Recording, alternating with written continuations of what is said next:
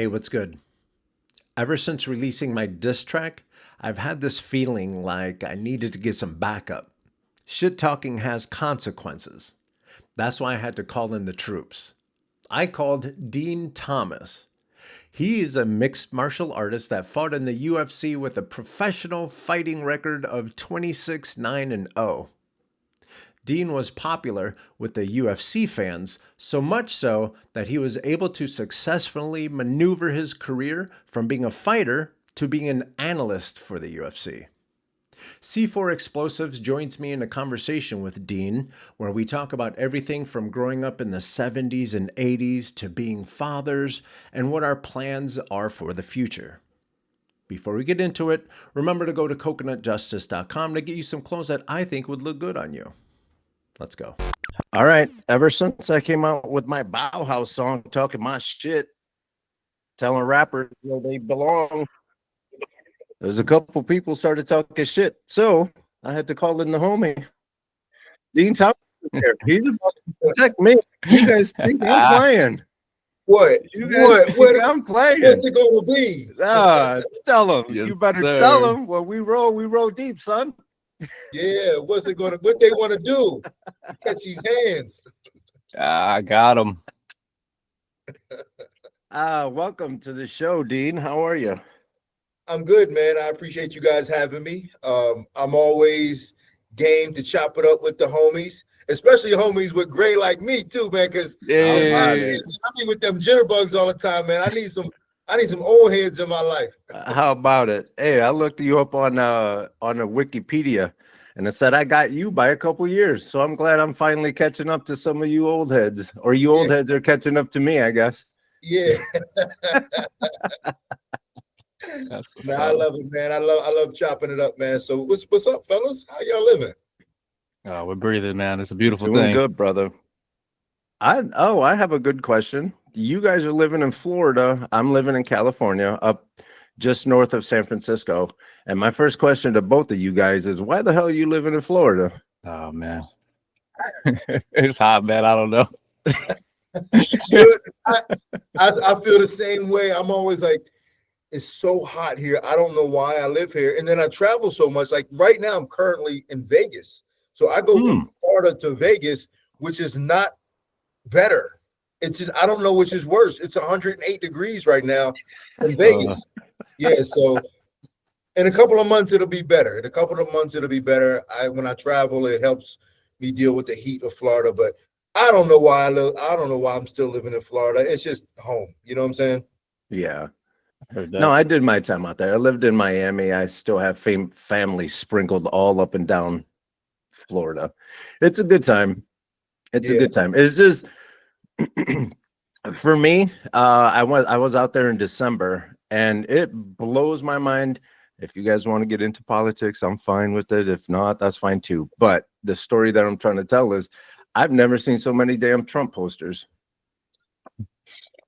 Man, well, so I'm in Vegas right now. I'm just talking to my boys. I'm out here with with the UFC guys, Chris Weidman and them, and we were talking about Trump. And whether you like him or not, he is a man who does whatever the hell he wants. Reach. He do whatever he wants, man. It's almost Reach. It's almost like impressive. You're like, damn. You got away with that? Like, yo, like I wish I could do that. Just do what you want. Just do what you want in life. No one can do that but him. I wish I could do that. He's like, he rubbed the magic lamp. It was like, if I had one wish, I wish I could do whatever I want.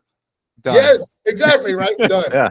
Whatever And he got two wishes and get away with it. Yeah, and get away with it. And they said, now you will be suspected. They will try to charge you, but don't worry. Nothing's gonna stick. Yeah, nothing's gonna stick. That genie's powerful. Yeah. As he rubs the mustache that he doesn't have. Yeah. And Hey, love him or hate him, man. Respect to that, because like if you can do whatever you want in life, that's right. Damn, The way I see it is this: he's a businessman. Pretty much every businessman I've ever known, if you are going to be that successful or that financially wealthy, It takes a certain kind of personality to do that. And yeah, they do push boundaries. But my thing is this. Yeah, he pushes boundaries and he upsets people, but like if you have charges on him, how do you make it to president again? I don't know, man. I don't respect it. I don't know. I And don't know. again, And again, I'm not a big fan of bullies and stuff like that, but you got to respect the game. I don't know how he does it. For me, I'm just like, damn, that's crazy. I mean, I'm not political at all. Honestly, like for me, everybody's Yeah. like, oh, you don't care. I'm like, honestly, I don't. You know, I live my life where I'm only really focused on things that are like 5 feet around me. Right. Anything else outside of that, I'm like, yo, I don't care. Right. Like what y'all do is what y'all do. I don't care.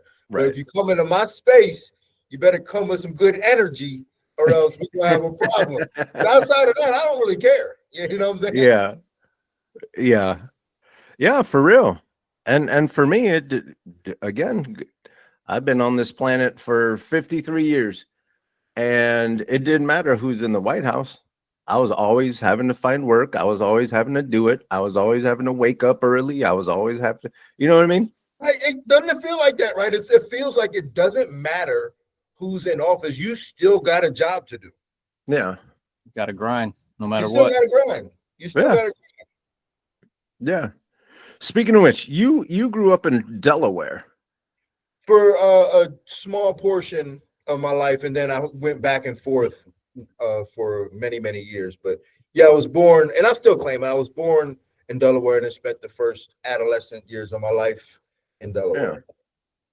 I'm gonna be straight with you. I didn't know they let black people in Delaware. You know, the surprising thing about Delaware is it's really small. It's a really small pocket, but it's surrounded by so much stuff. I mean, you know, Philly was always 30 minutes from where I grew up. That's right. Baltimore was an hour in the other direction. Yeah. So Washington, D.C., an hour and a half, New York City, 2 hours. So I actually grew up closer to the bigger cities than what I am now in being in Port St. Lucie, closer to West Palm. Like I was closer to Philly growing up than I am to West Palm. That's wild. Yeah, that's like 45 minutes. It seems like an eternity to get down there too. Yeah. And that's one of the things I forget, because living in if you're in Delaware, like you said, you're half hour from Philly. You know, you're not that far from New York and stuff like that. You forget that when, you know, Philadelphia, Baltimore, even Washington, D.C., all of that stuff is pretty clumped up. Whereas in California, like when people go to LA, they're like, hey, we're going to be in LA. How far are you? I'm like, driving is 7 hours. Yeah. I'm not just going to pop over. Yeah. Well, LA's wild too. Like even in LA, like for me, when I go, I'm gonna be in LA, and they go, what part? I go, Anaheim, and they go, that's not LA. Yeah, no. You know what I'm saying? Or like Orange County, yeah. so that's not LA. I guess that would be like the equivalent of being in Miami saying, oh, I'm in West Palm Beach, and that's not Miami. There's a lot of people that claim Chicago, and they're like out in the Downers Grove and shit. I'm in Schaumburg or Antioch, and I'm like, that's kind of like Wisconsin. Like, It is not close. That's not Chicago.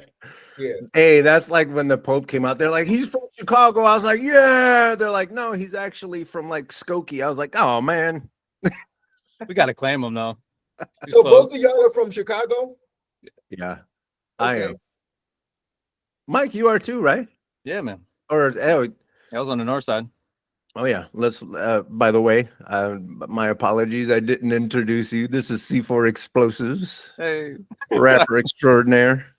Getting out there making moves. Anyway. Yeah, Chi-Town, baby. Yeah, I'm gonna be out in Chi-Town next weekend, man. UFC is going to Chi-Town next weekend. And I always have a good time in Chi-Town. It's cold. It's cold as hell in the wintertime. And hot as hell in the summertime. If you haven't been there in the summertime, wait till next week. Let it be 95. Let it be 95 and 80% humidity. I Watch. was up there at the end of June, and it was hotter up there than it was in Florida. Really? Me too. Yeah, man. Oh yeah, we were at the same time. And when Yeah. I came back, it was hotter down here than when it was in Chicago, man. I don't know if it came with me, but So it he's was bringing hot. the heat. What you're saying is you're bringing the heat. I got bangers, dog. Yeah, see, like that's my thing with cities like that, like Chicago, where it's like extremely hot in the summer and extremely cold in the winter. Like I would have trust issues. Hell yeah. Yeah, like Hey. this is crazy. Dean, everything coming out of Chicago is bipolar. Everything. Yeah. You ain't lying. Everything. So when you're in Chicago, where's UFC take you out to go eat and stuff? They don't. I mean, they leave us to our own devices. God damn it, Dana. Yeah, like we don't. They don't give us no guide sheets or nothing. They're just like, hey man, just show up to work. So I don't really do nothing, man. I mean, last time I was there, I ate pizza. I can't even remember the spot I had a roast piece of pizza. It's probably either going to be Giordano's or it's going to be Lou Malnati's. Yeah. It was that spot, Giordano's. Yeah. That's Next time you go, you got to get the flat. You got to get the flat crust. Okay. Go to Lou Malnati's and get the flat. That's my joint right there. Mike, do you approve? Hey man, when I go to all right, listen, when I was in Chicago, we went to Lou Malnati's and the original one, and I went in there and they were all laughing at me, man, because I love the deep dish pepperoni over there. So I ordered the deep dish pepperoni and I closed my eyes and I'm like eating it like it's like a slice of heaven for me because I haven't had it so long, man. But Lou's is the spot, hands down. Yeah, Lou's is the spot. Going to Giordano's is a lot like going to Navy Pier. I went there too. Yeah, Navy Pier is cool. Like actually. I was nervous because it was I was there with my girl, and this is the first time we've been to Chicago when it was quote unquote nice outside, and we didn't have any weddings or any family things to go to, and so we were actually able to do all the touristy things. And we went to Navy Pier, and I was like, man, this is gonna be boring because me growing up, Navy Pier was always just like. You just go and the doors are always closed. But now they had like a whole ride. They give you a ride through Chicago, and it's like this big old screen, like at Disneyland. I did that. Yeah. Isn't that wild? It was amazing. Right? That might have been my favorite thing that I did in Chicago. Yeah.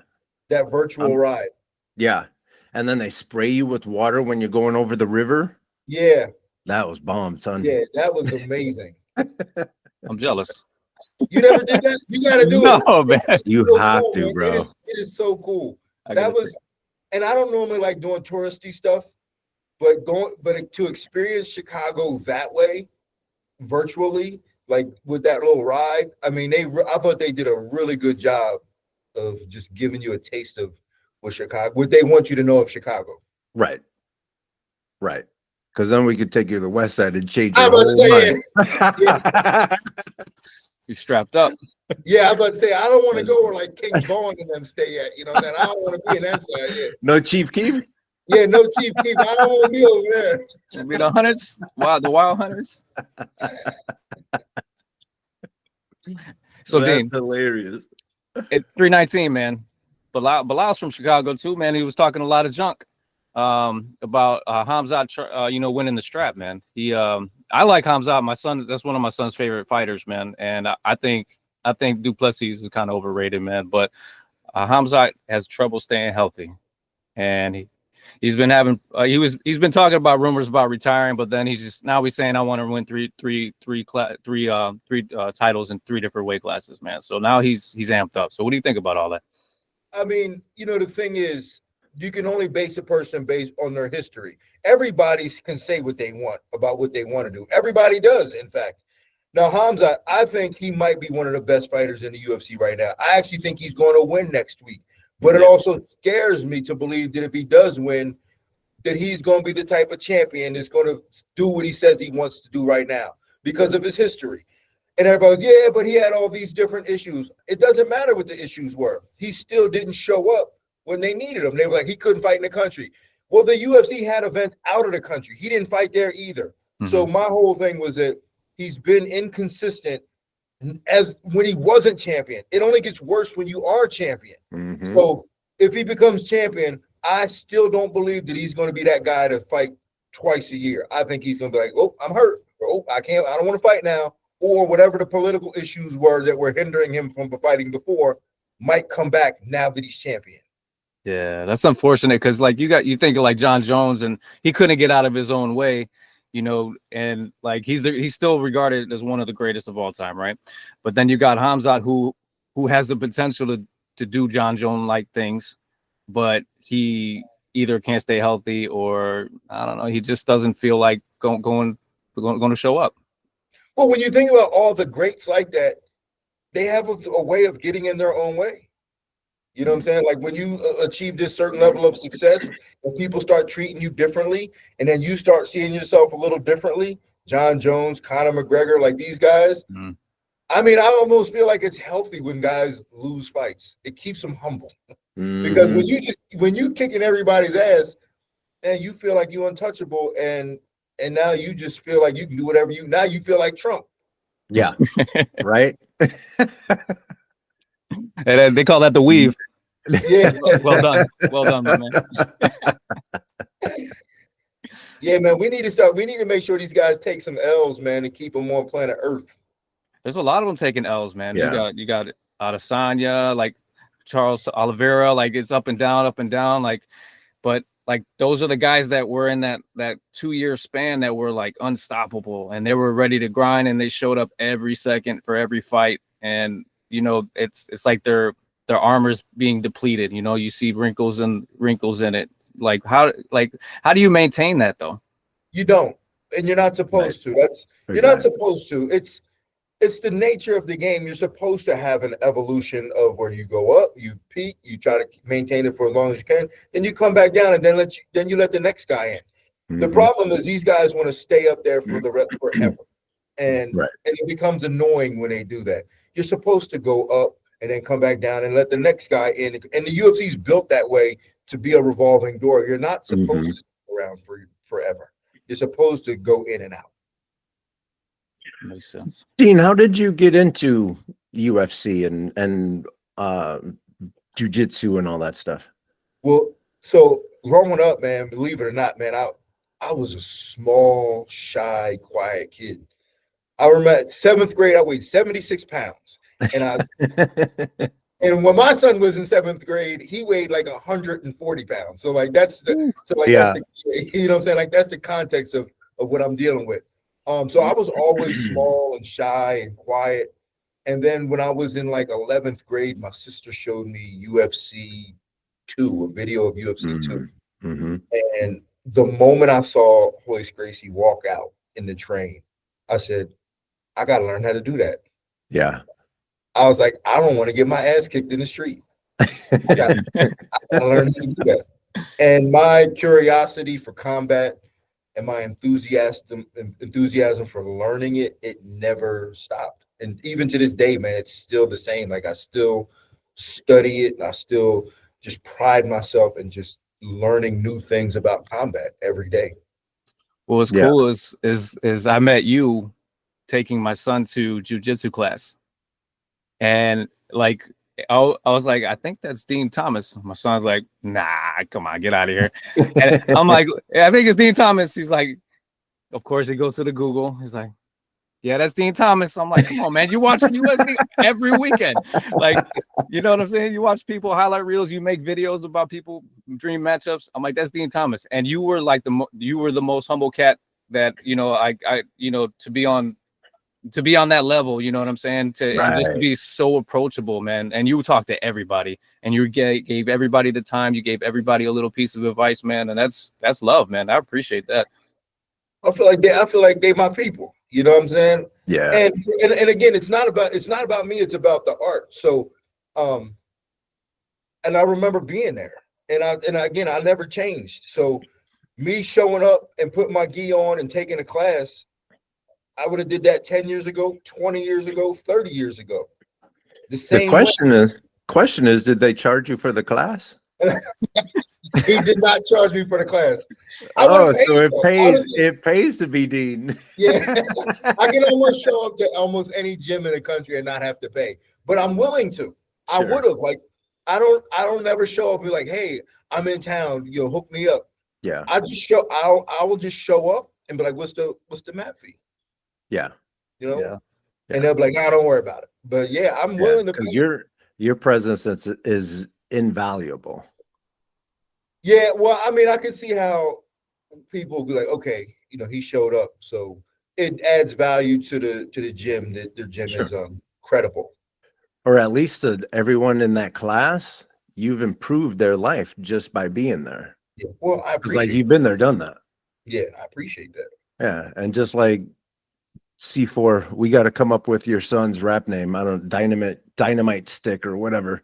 Lil C4. It used to be Baby M80, but like I like was just gonna say M80. I might have to cut out the baby, but yeah, for sure. Now I know y'all rap. Y'all look like y'all rap or DJ. I got a track called Let's Fight, actually. Oh yeah, let's fight. I come to shatter your skull. Let's fight. Oh man, I'm ready to cripple your bones. Let's fight. Only 3 ways that this can go: tap out, black out, or don't go back home. Get him. Oh man, I gotta hit. Hey man, put me on. Hey man, let's do it. Oh, you just opened up a Pandora's box. Mike is that dude. Everybody we've got on the show so far is going to get on the track, Dean. So I mean, you're I know. next up. Oh, I'm in. Well, Do you play any instruments no, I wish I did. besides man. people's faces? Yeah. The drums. You got percussion. Percussions. Yeah.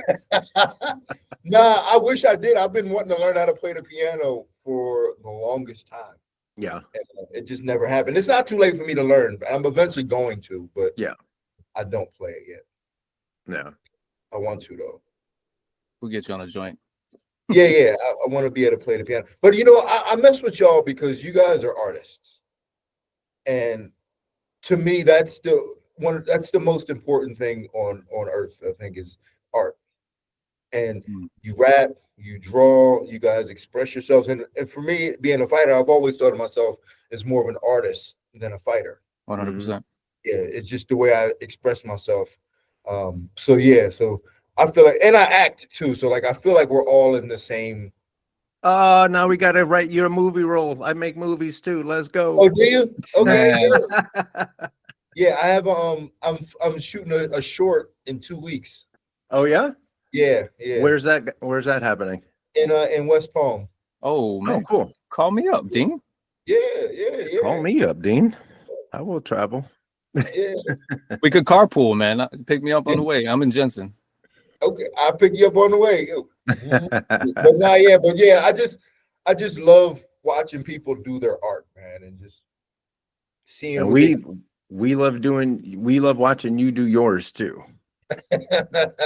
Oh yeah, because when I started doing looking up like previous videos and stuff, I was like, oh yeah, I have seen him fight. I have seen it, but this is like back when like UFC was still relatively young. And one of my things, well, let me start that story by saying this. I grew up, I'm Cuban, and if you know anything about Cubans, they play baseball and they box. Yeah. So I grew up watching ABC, CBS when baby Mike Tyson, when No Socks would come out, and everyone was boxing. And all the Cubans that we used to watch Sunday, not night fights, but Sunday fights, they would bet push-ups. So you'd pick your fighter, and whoever lost, you had to do however many push-ups the bet was. And so people would be looking at technique and stuff like that. But when UFC first came out, one of the things that I noticed was like everybody's punching was trash. Haymakers. Yeah. And that's why I was like, man, no, ain't no way. Finally, folks at UFC started working on their striking. And I was like, all right, cool. Now I can pay attention. Now feel free to choke at will. You got to pass now because you got hands. Yeah. Yeah. Can you talk about like the evolution of UFC and how like when you first got into it and what it was like, and then like what you feel like it's at now, especially since you basically have a front row seat to almost every UFC fight? Yeah, and I've been fortunate enough to be so involved in it in such a concentrated way in on the front line as well too, from every aspect. I mean, I fought in UFC 32. I mean, we're on UFC 319 next week. So yeah, I've been around. In fact, so the Zuffa, which really changed the UFC, they bought the UFC and had their first event was UFC 31. So I've been involved with the UFC since Zuffa pretty much. Mm, But even prior to that, the education of combat sports has been so low. It's really low. And I talk about this with a lot of my buddies, even my boxing buddies, because like even in terms of boxing, it's always been like you show up to a boxing gym and they go, let's see what he's got. And if he's pretty good, we'll teach him we'll teach him better, right? But the education of it has been really low. It's like you can, like if I were to learn how to play golf, they're not going to just throw me on the course and be like, all right, let's see what you got. They're going to teach me step by step in a way that I get it. So MMA has been way so far behind because it wasn't even a thing. Like it wasn't like boxing, at least boxing was a thing, but MMA wasn't even a sport. So not only were we trying to learn it, but we were also developing it as we were learning it. So so in my time, and I was fortunate enough to not actually have a background because I never wrestled. I didn't come from a boxing background. I didn't come from a jiu-jitsu background. Like I learned it from watching videos and watching it and going, oh, that works. And me and my buddies would try it. So then I would go, okay, let's do this. Let's do that. And so I think that kind of gave me an advantage in terms of creativity and how to grow it and evolve it because it had never been done before. Right. So doing it that way gave me an advantage. Now you fast forward 25 years and it's its own unique thing. It's its own unique sport. Like transitioning from striking, boxing, and which guys are just really great at it now. I mean, MMA guys, I think a lot of MMA guys, like if they just would have boxed for a couple of years, they can compete with anybody. You know what I'm saying? But now the sport of MMA is just so fine-tuned and the technical level is so fine-tuned. Everybody goes, yeah, it's better athletes now. It is better athletes than before, but that's not what really separates it. It's the training is different. The technique and how to do it, and the education is a lot higher now. There's a lot of disciplines that you have to learn because you can't be one-dimensional. You can't just wrestle. You can't just box. You need to know how to defend takedowns. You need to know how to defend submissions. You need to, when people pull guard, like it's everything, man. Like it's so well-rounded. Toss in some judo in there too. Judo, I mean, all of it, and like, and then the fact that you're fighting on a fence. Like that has never been done before. Like there's never been a sport where guys were fighting up against a wall. So we had to learn and teach ourselves and develop a system of fighting up on a wall against the fence. And we had to not only learn it but create it. So it's its own unique sport, and it's pretty fine tuned now. Yeah, I never thought about the fence aspect of that. Yeah, you're straight up in the playground. You're actually I see you at the flagpole at 3:00 UFC. Yeah, I mean, you can wrestle, but wrestling is done in the open. Like you learn how to wrestle in the open. Yeah. Now you put them up against the wall, and it's different because the takedowns aren't the same. Right. You can't get out like that that easily. Yeah. Yeah, it's not as easy to get out, and sometimes it's not as easy to take somebody down because they're just leaning up against the fence. It's almost like you have an opponent behind you, pushing you back in or like holding you back, and you can't sprawl. You can't do a whole bunch of that stuff. Yeah. I could see that.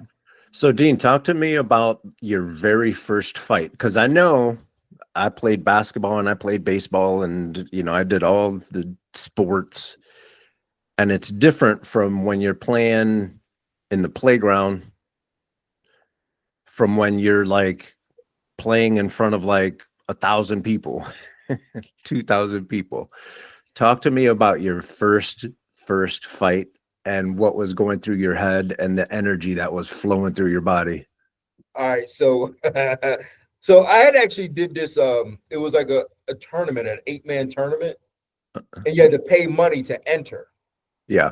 And I ended up doing pretty good in this. And it wasn't really a fight. It was I mean, you could punch to the body on the feet, and you could do takedowns and submissions, but once hit the ground, you couldn't punch him anymore. Mhm. So I did that, and I took second. I took second in that. So then a promoter from Hialeah, his name was Gus Pereira, called me and was like, "Hey man, we're throwing an event and we want you to fight." And I was like, "Where it is?" Like, we want you to fight the guy who won the division above yours. And yeah. And I was like, "Hell yeah, I'll fight." Yeah. And I remember at the time I had been training. It was the first time I got cauliflower ear. And I got surgery done on it to fix it. And I was wearing this big old ear piece that was like Trump. Just made me look like made me look really I don't even want to say the word, but so I ended up going and fighting him. And in my head, I'm like, man, I'm gonna kill this dude. Like in my head, that's what I thought. I said, I'm gonna run across the ring and just jump and fly and knee him in the face. And I thought it was gonna be over. Like that's what I thought in my head. That's the way I saw it. Yeah. We get in the fight, I run across, I jump up, and in my head, I hit him and he falls over, and I raise my hand and it's over. That's not what happened though. Because when I jumped up, he grabbed me and threw me down onto the ground. And I ended up on my back, and he was a better jiu-jitsu guy than I was. And he ended up just like doing like, and I didn't really know a lot about jiu-jitsu at the time. He was just like passing my guard and mount me and passing my guard and mount me. Eventually, I got back to my feet a few times, and on the feet, I was piecing him up. Then he take me down again. Then I piece him up on the feet. It ended up being a draw. My very first fight ended up being a draw. But surprisingly, I wasn't as nervous as I thought I was going to be. Yeah. Because in my head, I was going to kill him. Right. In my head, I was like, what's there to be nervous about? I'm going to go out there and kill this guy. It wasn't until like later on in my career that I started getting nervous for fights. Yeah. Wow. Yeah. Was it because like they were getting bigger, or was it you got pieced? The fights got like the stakes of the fights got bigger. Oh yeah. And this is why I always tell fighters, man, you got to have good people around you to keep you in check, because when the stakes get bigger, the more people get around you and the more people put pressure on you, and it's not good for you as a fighter, because now you're no longer fighting for yourself or what it was that got you into it in the first place. Now you're fighting to make these guys happy, make those guys happy, and you lose yourself in that. So as the fights got bigger, people around me, just the biggest fight of your career, and that would make me nervous. And I'm thinking, and for me, I just wanted to be that kid that just wanted to fight. Yeah. And then when at the end of my career, when I became that kid who just wanted to fight, I had a good run at the end of my career because I got rid of all the voices, and I just was out there doing my thing. Because at that point you're just good at it. Yeah, and you just love it. You're just doing what you love, and that's the key. Do what you love, and you stop loving things when you allow too many people into your circle. Preach. Yeah, I think we talked about that too, man. Like as we got older, we learned like, we did it for the grind, we did it for the hustle, we did it for like to get that. There was the love, but you wanted to get it back too, because you want to do what you love to do. You want to survive off of your passion, right?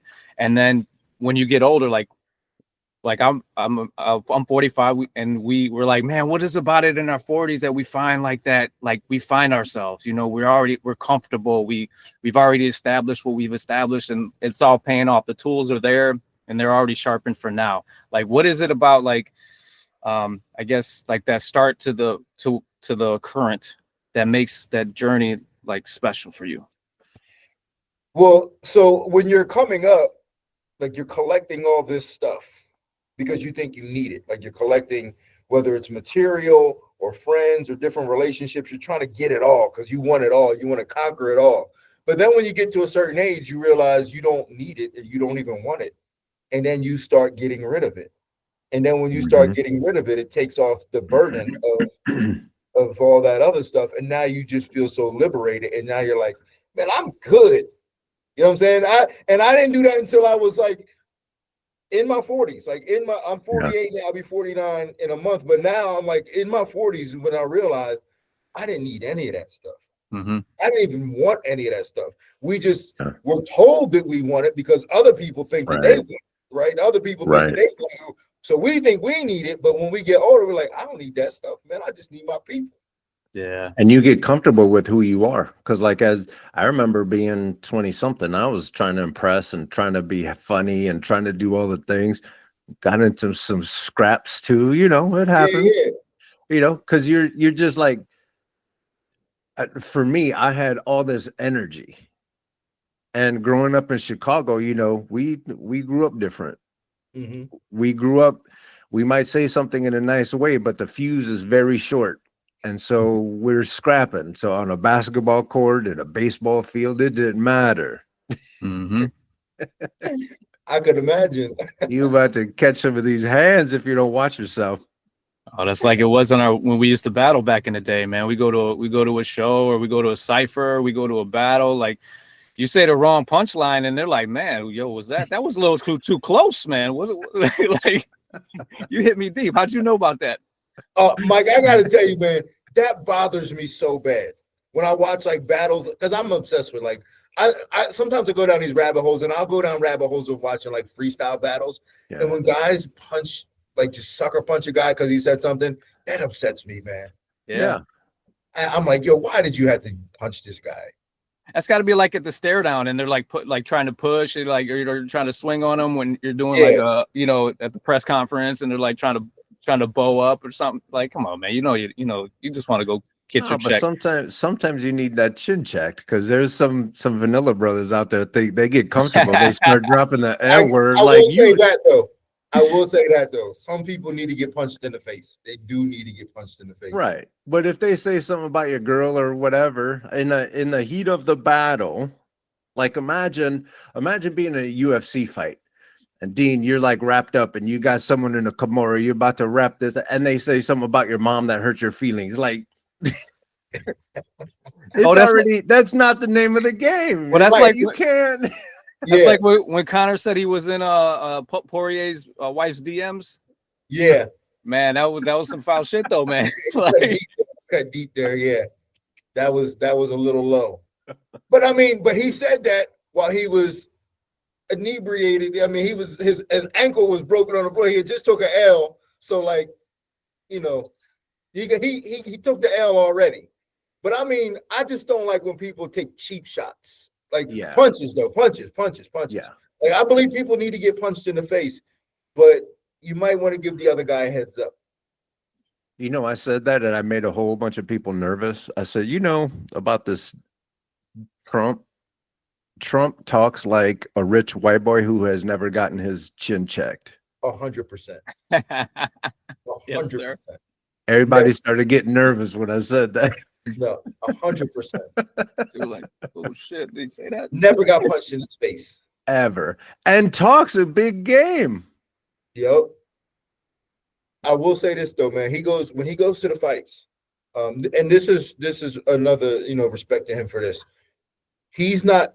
A lot of celebrities go to the fights and they're looking around to see if everybody's looking at them and making sure that they're being seen. Mm-hmm. When Trump's at the fights, his eyes never. No. His eyes never leave the cage. Oh, really? Yeah. Trump is a big fight fan. Have you met him? I haven't met him. No.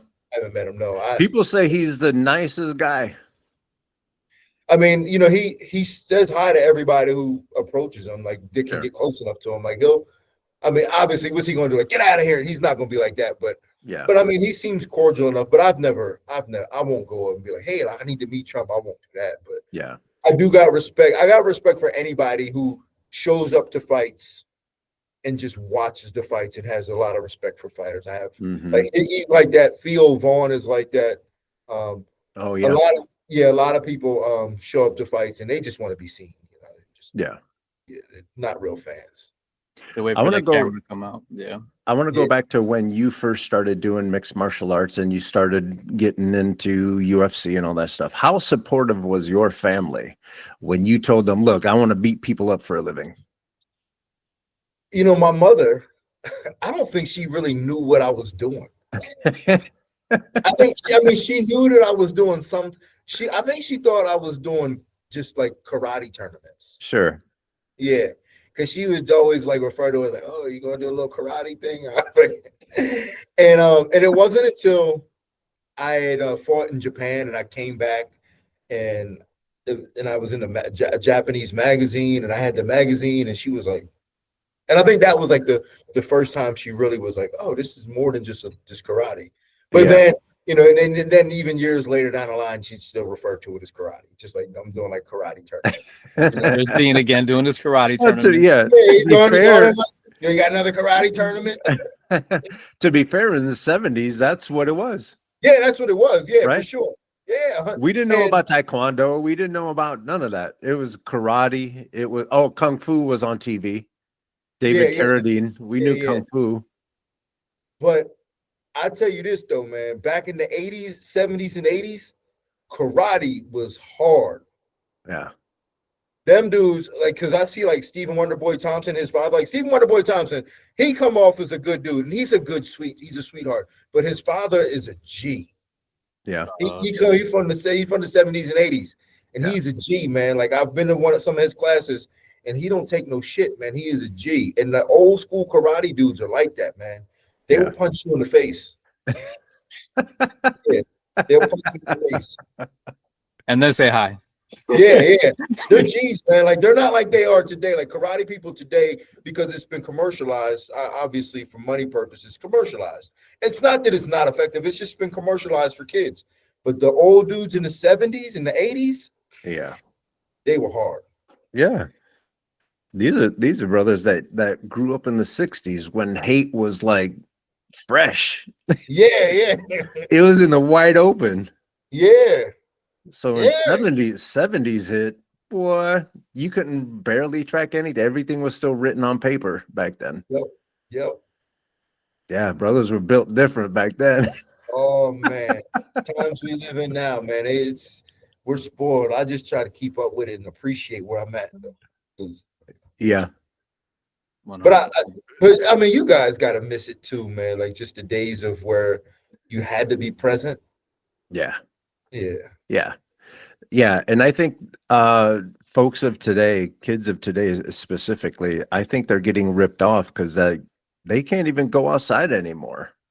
Like I grew up outside. Yeah. Even though I'll take my laptop and I go and I sit outside to do work. Yeah. I just love being outside, and kids these days can't go outside without someone trying to rape them. It seems like that, right? Like it wasn't that way before. I don't know what, like, why did that start becoming a thing? Like just like these creepy dudes. Why is that? How? When did that become a thing? I think it's always been happening, but now that we have cameras everywhere and people, so like think of it like this, Dean. How long have we been telling people that black and brown folks have been getting jacked up by cops? For 53 years I've been around. Yeah, I was about to say since we can remember. And now we're actually seeing it. Yeah, right. Now we have recordings of cops going into a birthday party to jack up a 9-year-old girl. Yeah. Right. So we're starting to see it. So people are like, oh, colored people been telling us this. And we're like, we've been telling you this. Right. So I don't think that it's that it hasn't been happening. I think that it's something that we're seeing now, and that's coming out because we can't hide anything anymore. True. Right. Yeah, so it's none of it's surface level. It's their deep roots. You know, it's entrenched in the America. You know, like since it's founded. So like, how old is the Catholic Church?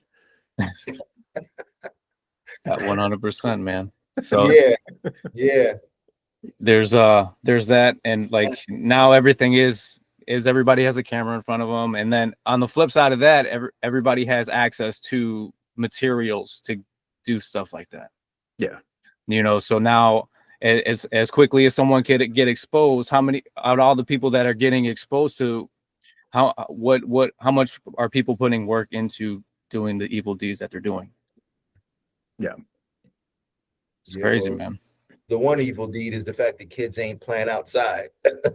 Exactly. 100%. Yeah, regardless, Exactly. I thought when that started to shift, I thought maybe that was just because where I grew up, it wasn't built like that. Like in Port St. Lucie, it doesn't seem like it's really built like that for kids to be outside. Right. Because when I grew up in Delaware, the neighborhoods were built for us to be outside. Mhm. I thought maybe it was just because of where I lived. And then I realized kids just aren't outside anywhere. There's no fields. Everything's Yeah, built that's what I'm up. saying. There's no field. Like kids just aren't outside anywhere. There's no fields. Yeah. There's no sand lots. There's no kids playing baseball games or playing like football. And it's not built like that no more. So no, you can't. You need a permit. You need a pass. Yeah. You need all this other stuff. You can't just gather up the boys. You need a league. You need. Yeah, man. Yeah. You gotta be a part of this league. Yeah. Yeah. I think that the kids today are missing out on that experience of having to organize. Like think about like when we grew up, like we had to organize our own games. Yeah. We learned from that. We learned how to hustle. Yeah. Because we had to organize the way we had entertainment. And sometimes your friend couldn't come play because the family had to go do groceries. Yeah. Yeah. Right? Exactly. Yeah. And then you had to deal with heartbreak. Like, oh, now I'm gonna have to go do something by myself because all my friends are busy. Yep, I gotta find a way to do something by myself. Get on my bike and ride around. Me and my magic stick.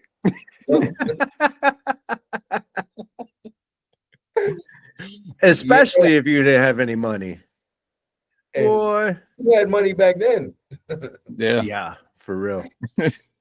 Yeah, you'd see us outside playing with the box, an empty box. Like it. I was rich in imagination. Yeah. And I wonder if that does help, because like there's a lot of folks our age that are still like, now that we're starting to be on the other side of employability, I guess. There's a lot of people that have been our age that are getting into, whatever art form they want to get into. And I wonder if, like, since technology is telling you how to leverage your imagination and it's not letting you because they're telling you the stories, you're not outside building your own stories. So I wonder if that creativity is being influenced by the inability to be outside and forcing those muscles. I think there's a strong case for that. Yeah. It's because of like things like AI. You just sit at home and your like creativity is being suppressed. 100%. Like I have a thing about me is like, whenever I get an opportunity to say something stupid or even a bad joke, I'll say it just because like I don't want to suppress my creativity. Me too. I get in trouble all the time. They're like, oh, I'm like, I had to say it because I don't want to filter myself. I need my creativity to stay on top. I have to say it. My nickname is Too Far. You have to do it though. Yeah. We need people like that. Right. People like that. Right. Dean, go ahead. No, go ahead. I was about to go somewhere else with that. I was like, okay, so you woke up today, right? What's your day like today, man? Because like my day is like, all right, we got this going on, we got that going on, and Dean's like, all right, I'm gonna wake up for a podcast. I gotta go. No. Dean said, I'm gonna wake up in Vegas. Right. Oh, my bad. I'm gonna wake up in Vegas, because I just got off a flight, and then I'm gonna go do UFC. Okay, that's impressive, man. So what's your day like today? I mean, no. So woke up. I'm gonna do this show. I'm gonna get a little workout. Me and the crew were supposed to. They want to work out again. I might do that. I'm deciding on whether I'm gonna go meet up with the crew. Like it's like Alan Joban, Chris Weidman, these guys. And then we go on air. Well, I got a call time at noon. And then we go on air and we watch fights, talk about fights, and then it's done until next week to Chicago. But no, I mean it's not a crazy schedule. When I have to work for the UFC, literally just show up on time, be prepared, and some of that in the before is just preparation, watching fights, and just making sure I know what the hell I'm talking about. Yeah. Yeah. What was that like? Like how did you transition from being a fighter into being a commentator? Man, I just it wasn't a single thing, and it wasn't even something that I wanted to do. Hmm. Like I had just been so deeply intertwined in MMA, like because I had done everything from I had promoted fights, I managed fighters before, I Hmm. refereed fights, I did commentary before on smaller shows, ringing out. I did everything you could imagine in the fight game. So, but the true essence of what I am is I'm a teacher. Like I study and I analyze fights. Hmm. I'm a Hmm. so um so to be able to commentate fights was just easy because I'm just talking about what I see and what I know. But it happened really because I was doing Dana White looking for a fight during COVID, and I was bike riding partners with the vice president of production of the UFC, and I didn't know that's what his job was. I thought he was just one of Dana's homies, you know what I'm saying? They Yeah. wanted to ride bikes. Because in COVID, like we couldn't do nothing, so we were just riding bikes for exercise, and we'd be out there riding and then just talking about fights. And he was just like, damn, you should be on the desk. You should do the pre-show. And I was like, not really my thing. He's like, no, give it a shot. And next thing I know, man, I'm fucking here I am in Vegas. You're all Yeah. over it, man. Beautiful. Yeah, here I am. Yeah. Beautiful. Between every round, hey Dean, what do you think? And then I'm like, man, I was like, that's cold blooded, man. Every fight you're in there, they're asking you, Dan Cormier's asking you, hey, what do you think about this? And you're quick with it. Like, Yeah. So I do you see. get obsessive? Are you like obsessive about it? Are you like, if we were to come over to your house, is UFC playing on the TV? No, it's not playing on the TV, but I am obsessive about it. Yeah. When I'll go down and I'll study fights, random fights for no reason. And I'm obsessive about it to the point where like I even watch people sparring. I tell people to send me their sparring. Like Aljamain Sterling, he sends me his sparring Oh, sessions, sick. and I break him down and I tell him what he needs to do better, what he's doing wrong, and this, that, and the third. So I'm pretty obsessed with it. are you coach? Are you in with Amanda right now? She's got to be training right now? No. Yeah, she is training now. In fact, like I did some video breakdowns of Kayla Harrison already, and I haven't gotten in the room with Amanda yet because she doesn't even have a date yet. But I have a busy couple of weeks, but I told them as soon as that's up, I'm gonna start coming down and get some work in with Amanda Nunes. So what's okay? So like you were there for her from the beginning, right? For, more or less, like when in UFC.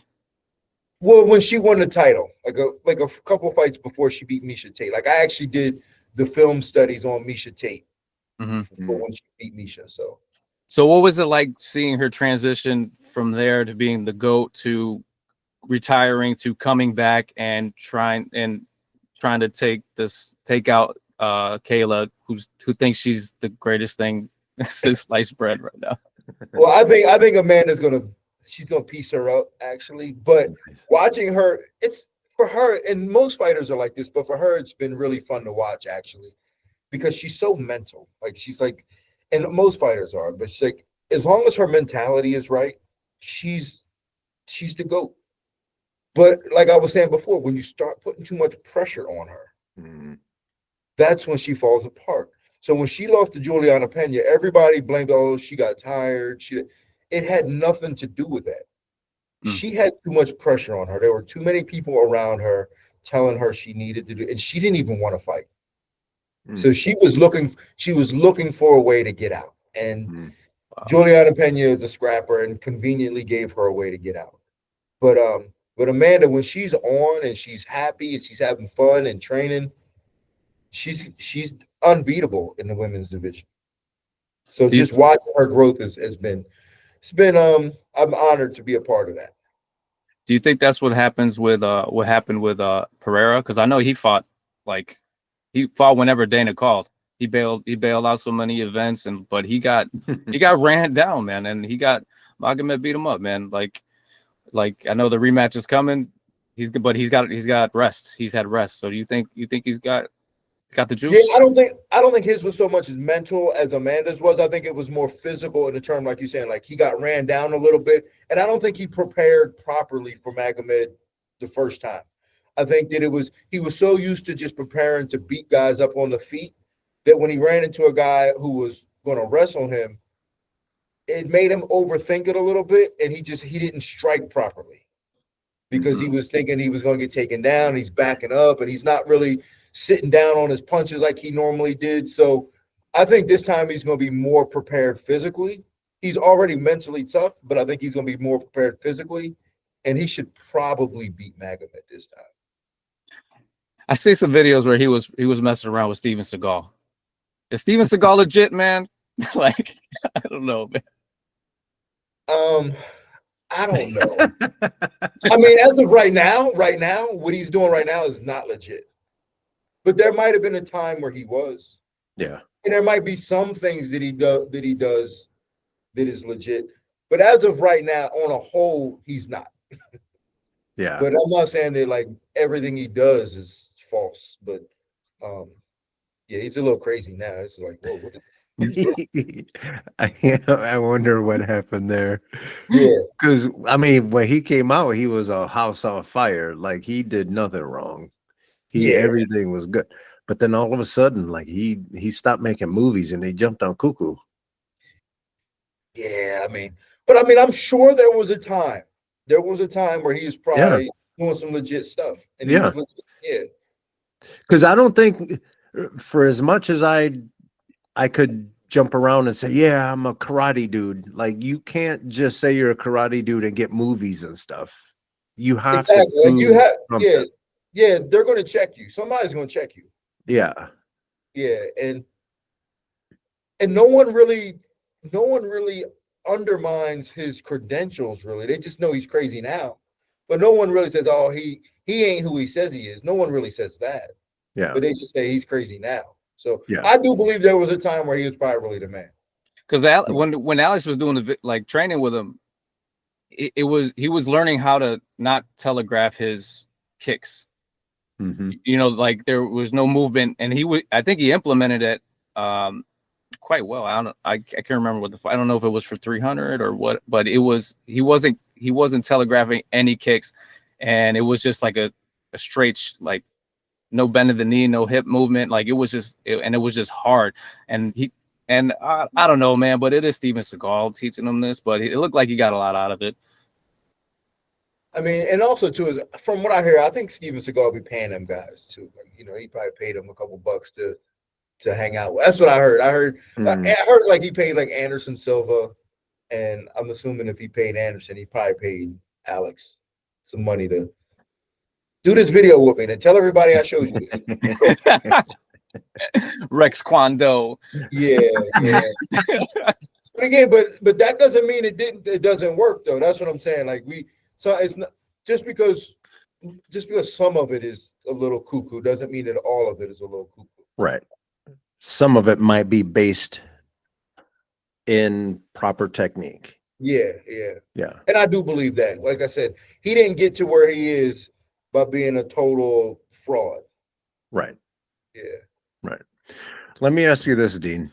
When you're hanging out with, say, tonight or later today, when you're hanging out with your UFC family, how much different is hanging out with folks from the UFC from like just normal folks? Is it different? Yeah, it's different. It is. I actually don't have. Not only was I fighting, I was like in the theater and stuff too. So I had to do that stuff on purpose to just try to keep a well-rounded balance of human perspective. Because like, when you're hanging around fighters all the time, it's very alpha. Yeah. All the time. It's all the time, like very alpha. Everyone you're hanging out with got that dog in them. Yeah, everyone. They're all competitive in their own way, and it's just like you just gotta be able to navigate through that. Like when you're with normal people, it's like it's kind of a relief. Yeah, it's kind of a relief. But then there's also a thing about being with normal people, especially in public, when I'm with normal people, I get a little nervous because like if something pops off, I'm like, damn, man, Now I he gotta ain't go got to my work. back. I gotta fight for everybody, you know. But when you with the crew, it's like it's a little bit safer. You're Yeah. rolling deep. Yeah, I've been in crowds where people been like either they're being followed or something is happening, so they're talking shit to the other person that's like, and I'm generally the biggest one in the crew, right? So I tell them, hey, you need to relax because if anyone's going to be doing the fighting is me, and I don't need your mouth getting me in trouble. That's exactly what it is, man. I'm like, yo, I don't want nobody talking trash, man, because I don't really feel like fighting for y'all. Right. But when you with UFC guys, man, like you don't never have to worry about that because no one really starts trouble, but you know that if something pops off, man, everybody's willing to jump up. Right. I mean, like Right. instant. Like what? Yeah. It turns Hey, into let me- Roadhouse. Let me tell you this. Let me tell you this story. I'm trying to remember who was the Spanish dude that played. He played for the Chiefs, but he was the what you call it, the tight end. God, I can't remember his name right now. Anyway, I'll look it up right now. He's in the Hall of Fame and everything. Anyway, Tony Gonzalez. Gonzalez, yeah. that's the one. Tony Gonzalez. Don't ask me how I knew that. I don't watch football. Good, good brain. This is when I was living in LA, and I went down to hang out at some club in Hermosa Beach. It was me, my girl at the time, and a couple of my friends. Now, mind you, I'm hanging out with like animators and programmers and shit. We go to this club, and my lady, she kept getting bumped by this dude. And then I look, and this dude, she turned around, she said something, and this dude took her by the face and pushed her back. And I spun around and I got up, and my man had cauliflower ears. Oh. And he's hanging out. He's hanging out with Tony Gonzalez and stuff. And I looked at my girl and I said, "What did you say to him?" What's wrong with you? Ain't no way I'm taking this ass whipping. It's like Debo, want some too, old man? No. No. Nah, I tell you what though, man, that cauliflower ears is a sign. And I think people know it nowadays. It's a sign it's time for me to go home. Yeah. I've had situations where I felt like people were treating me a certain way, and then they see the cauliflower ear and their energy change. Yep. They see the cauliflower ear and their energy change. And that's why I won't get them fixed, because I like that. You like peace. Hell yeah. Yeah, I like peace, right? I like my peace. And to me, it's the easiest way to keep my peace. It's just like, come on, man. You really, yeah. You know what Yeah. it is? See, my ears are fine. That's why I'm always like, please don't. Yeah. Please don't. Please don't. I'm telling you, it really does. Like having cauliflower ears really does like give you a little bit of peace, man. Like people treat you differently when they see it. Yeah. Yours isn't bad though. Like, it's not that bad, but this one's kind of bad. So every once in a while, when somebody say something like it's just enough. Yeah, that's all you have to do too. I didn't hear you, and then they see that. Yeah, I give them the shift. Yeah. Oh, you didn't see it on that side? Hold on. Yeah. How about this? Say that again. Yeah. But no, it helps, man, because I don't want to fight nobody, but I'm not gonna get punked either. So right. Yeah. And that's my thing. Like, I'm too old for that mess. I'm too old. I don't want to live 2 weeks with the sore eye. None of that stuff. Not unless I'm getting paid. Yeah, right. Jail. Yeah, no. I don't go to jail. I don't want to get my clothes messed up from fighting with all cuts and bruises. I don't want all that stuff. Yeah. Hey, would you ever get in the ring with Jake Paul? Not now. He knows what he's doing now. Yeah, and I know it was going to happen too. And again, it comes down to the education of what I was saying before. When Jake Paul first came out, way back, years ago, he was not that good. No. And as a matter of fact, what's his name? KSI actually beat him. KSI beat him. Right. Yeah, for sure. And he's a rapper. Like back then, he was not that good. Yeah. And what he was is he was a decent athlete with a decent punch. Right. And when he knocked out Ben Askren, it was a situation where it was like, Ben didn't know that he could punch like that. Like Ben probably would have fought him a little bit more differently and a little more seriously, and might have been able to do better. Yeah. And then along the way, throughout the years, and with his training, and he's got the best trainers with him full time, he learned how to box, and he can box now. Yeah. So like it's hard, like but we still always want to think of him as the Disney kid, but he can box, he can fight. Yeah.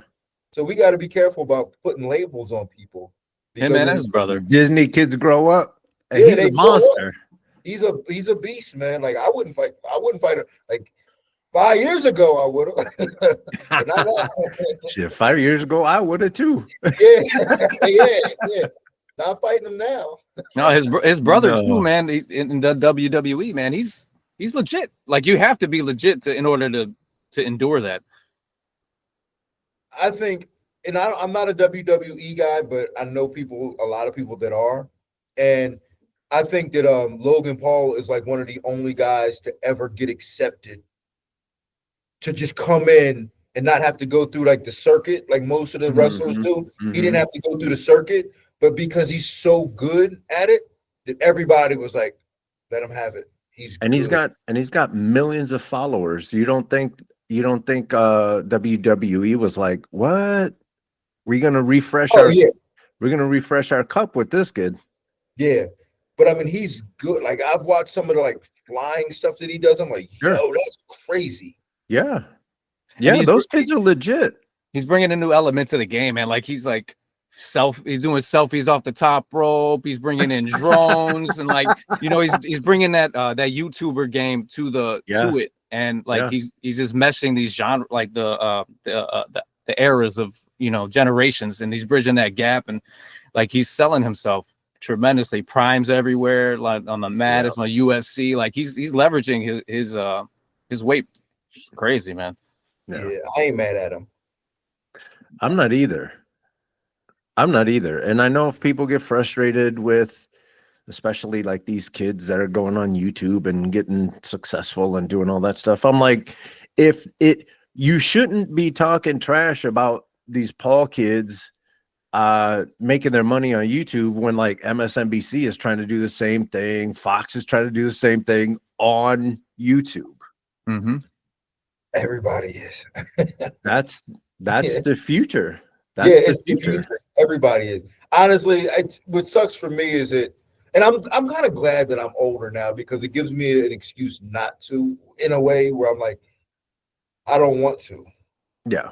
I still, like we talked about earlier, I still want to maintain a semblance of our youth, of where we had to go outside, we had to be present. I have to maintain a semblance of that. So I never try to look at things like, oh, the algorithm.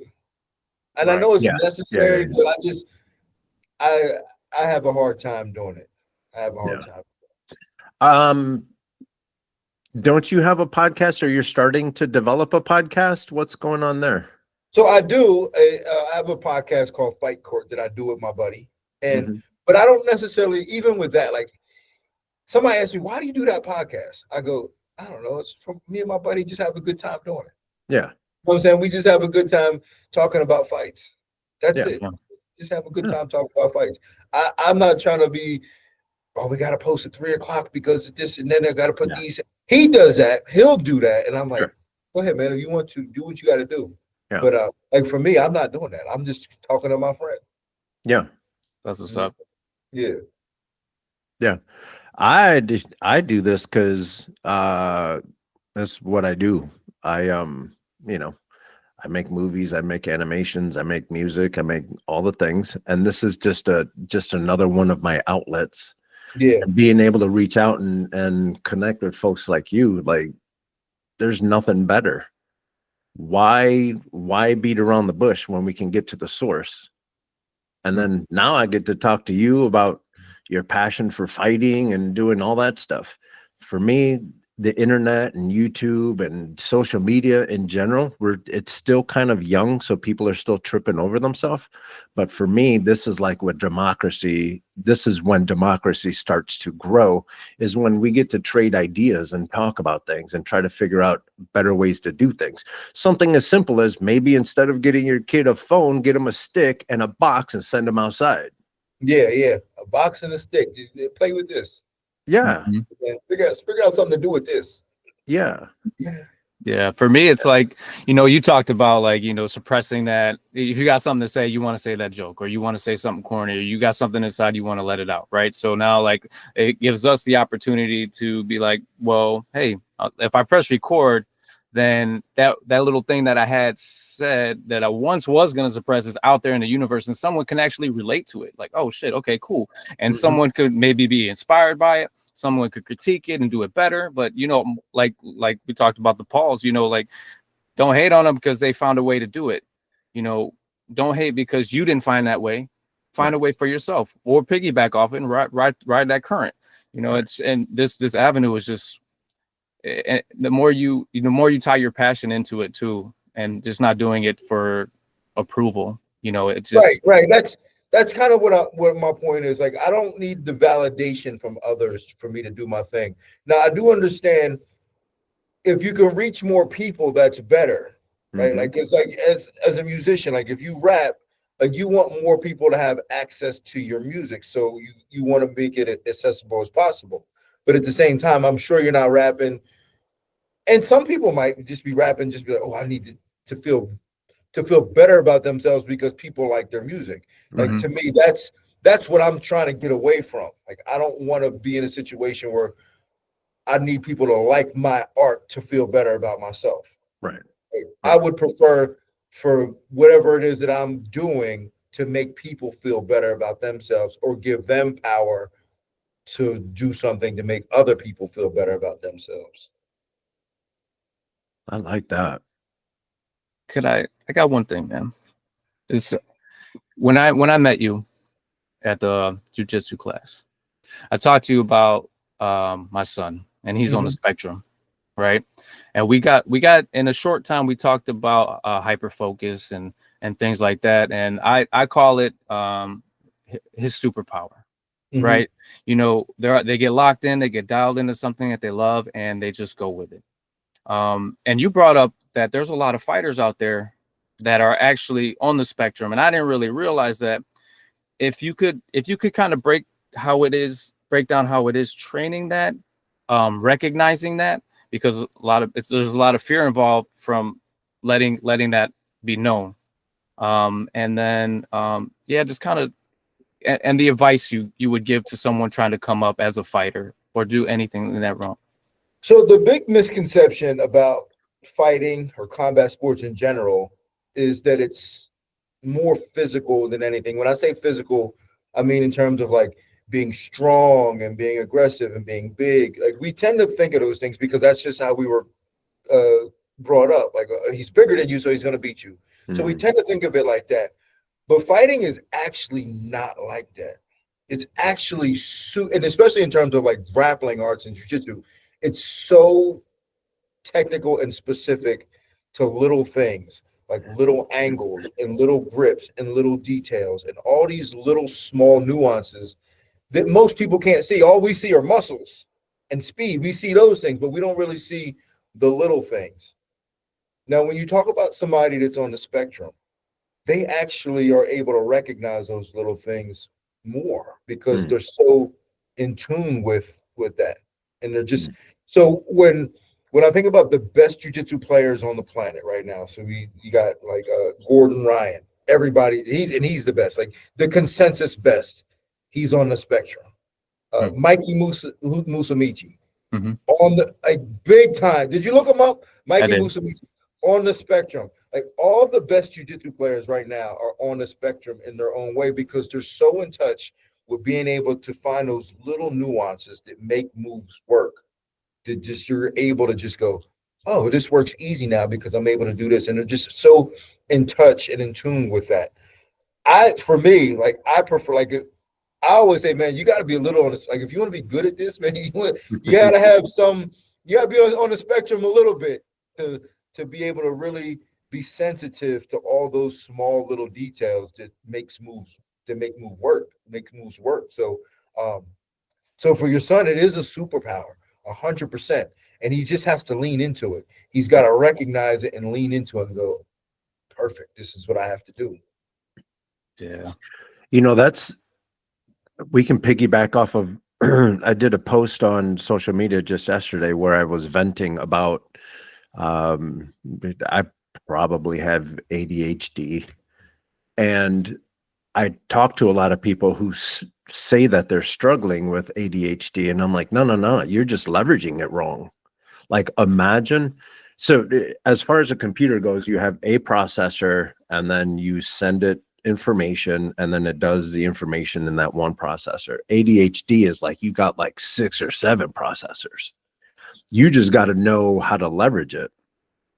And it sounds like it's similar to what's happening here. Is to what do we call them, M80? DJ C4 kid, but M80. Yeah, man. Shout out. Just like take the little bit of time. And again, this goes back to being able to go outside, because if you, as a kid, if you go outside, you're able to test the boundaries of your own abilities. And you have to spend time with yourself. You have to spend time seeing how your body moves and getting used to your body and how to leverage everything that your body has given you, whether it's on the spectrum where you can feel certain things about to happen and then you can move on it a little quicker. You just have to leverage it. Stop letting people tell you that your brain is not made right. Yeah. You just have to, it's kind of like we get this amazing vehicle, but with no instruction manual. No one taught us how to do it. No. Yeah, don't, because no one really knew how to do it. So no one taught us how to do it. Yeah. Right. All we had was the streets. Let's go out and play in the streets. And if you did one thing and that group of kids didn't like it, that group of kids were going to show you that that's improper behavior. And then you go back into your own neighborhood with your own ass whipped. So you learn the boundaries. And sometimes, like when I was in the streets, like sometimes I would push the boundaries and I'd talk a little bit extra.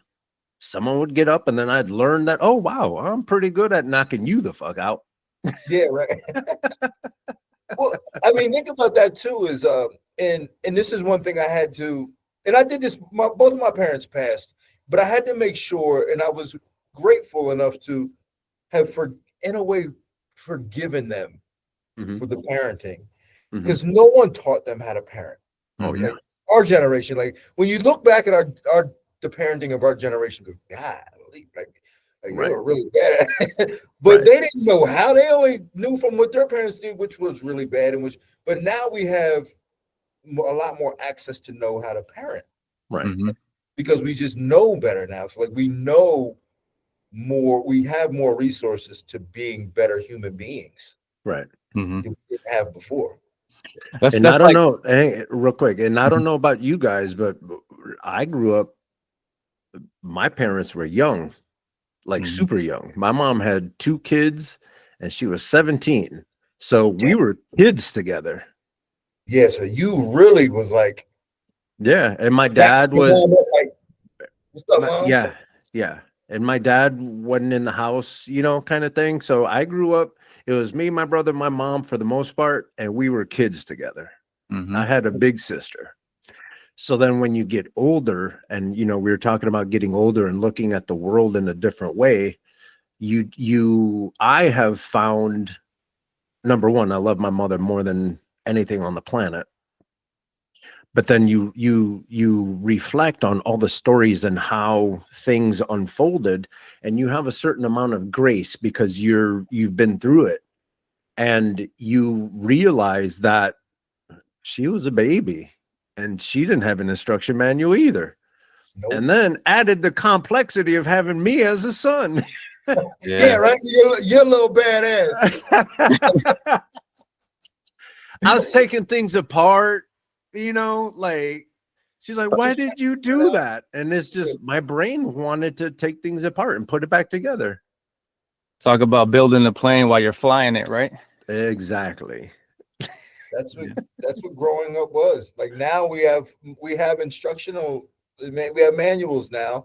Yeah. We have multiple. In fact, we have multiple manuals from multiple people that we Yeah, can parenting for dummies and all kinds of stuff. parenting for dummies, or we can go to Joe Rogan's podcast and listen to a number of his guests and just figure out how to live like a good human being. But we didn't have the access before. No. 100%. If you wanted it, when I was growing up, not everybody had a phone. Not everybody had a TV. Right. You know what I mean? Like, not for anything, but I grew up, you go down the street, not everybody had windows either. You ain't lying. This is a wood plank. Like cardboard, like, oh, what you do when it gets hot? Yeah, man. I mean, we're blessed, but again, you know, I just try to appreciate where I'm at for sure, but never want to leave that piece of me, that curiosity. Right. Because, you know, I remember when I first moved to Florida from Delaware, you know, all my friends, like, that was it. You know, when I moved, I mean, that was it. Like, I hadn't spoken to them in years. I still talk to them today, though. Sure. But it was like when I moved, like the day I moved, it was like a piece of me died. And that childhood of me died. And, how long have you lived in Florida? I moved in Florida in at the end of 89. Yeah. So okay, that's when I graduated high school. Yeah, end of 89. And so I went to 8th grade in Florida, and then all my high school in Florida. Nice. But like up until that point, like all my like elementary school friends and middle school friends up until that point, I had to just leave them. And there was no access to them. Like that was it. Like you could write a letter, but like there's no guarantee. There was no guarantee. And then I wasn't calling them on the phone because it was like $3 a minute. It's expensive. Yeah. You couldn't call them. Yeah, that was it. So like you had to miss people. You know how to miss people. Nowadays, I can move, man. It don't even be a thing. Right. It don't even be a thing. Yeah. Right. Imagine that. Like now that you say like $3 a minute, imagine that. Imagine you calling your homie. And then the mom is like, hey, Steve, come get the phone. It's Dean. It takes Steve 5 minutes to get to the phone. It just cost me $15 to talk to your dumb ass. You ain't even. All right, bye. Click. Yeah, hope you're good. It cost me $15, you stupid.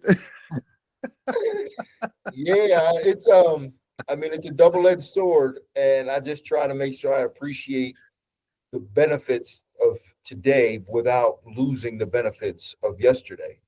I mean, just think we're on 3 different time zones right here. Exactly. You know, we're all over the country right now. Different towns. Yeah.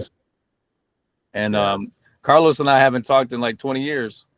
You know, and we reconnected on different coasts. We've made a music video, and we're just like, he hit me up. He's like, hey man, I wrote this cool ass song. I need a video. I'm like, how cool is it? Cool ass. It was pretty dope. Oh, I gotta see that. Is it done yet? Oh yeah. Okay. It's on YouTube. Yes, sir. Yeah. Oh, I gotta peep that. Yeah. You gotta send me that. We'll hook you up. We'll hook you up. Yeah. Were you doing mixed martial arts and stuff when you first moved to Florida, or was it? No, did you get into it when you were in Florida? Yeah, I got into it when I was in Florida. So when I was 12, just turning 13 when I moved to Florida, and then I didn't get into mixed martial arts until again 11th grade. So it was a couple years after. Were you in the America Top Team a lot? Yeah, well, so when I first started, again, I was bouncing around, me and my buddies, just me and a couple of dudes, learning it together, fighting whenever we could fight. And then I actually moved to Orlando and opened up the very first MMA gym in Orlando back in 99. And then I fought BJ Penn, my very first fight in the UFC, lost that. And then I fought Kyle Uno. Then I fought Fabiano Iha, won that. Then I fought Kyle Uno. And it was like, And then that's when I joined American Top Team back in 2002. Who And was not for anything, but back in the day, BJ was that dude. He was that dude. No one knew it too. You know how the people found out he was that dude? He knocked me out. And then they were they were like, he's that dude. Yeah. because of me? He's that dude. You're I welcome. always take credit for that. Walk me through that. Like, so you get into the UFC and they tell you BJ Penn, you're fighting BJ Penn. Well, at the time, like BJ was a Brazilian Jiu-Jitsu world champion. He was the first American to go to Brazil and win a black belt world title. Mm-hmm. And he was considered a phenom because he had gotten his black belt in 4 years. Right. He was a phenom. So like everybody was like, he's the jiu-jitsu guy. Yeah. And then he signed in the UFC and he fought a guy by the name of Joey Gilbert and he beat him. And that was his only MMA fight. Mm-hmm. Now me, I had already 12 fights. Yeah. I was what, 12-1 or something like that. And Which the is UFC insane. so the UFC actually signed me to fight a guy by the name of Genki Sudo. And I was going to fight him. And if you don't know Genki Sudo, you guys would appreciate this guy. He's a Japanese guy. He's an artist himself. Like you look him up, trust me. But I was supposed to fight him 3 weeks prior to the fight. He gets hurt, and then they call BJ Penn. And I'm like, cool, no problem. You know, I'm great. He's a jiu-jitsu guy. It's time to eat. I bust his ass up. You know what I'm saying? Yeah. So we were the co-main event, and the fight was in the Meadowlands in New Jersey. We were the co-main event to Tito Ortiz and Elvis Sinisic. And I thought I was in my very first fight in UFC, his second fight in UFC. I thought I was gonna bust him up, and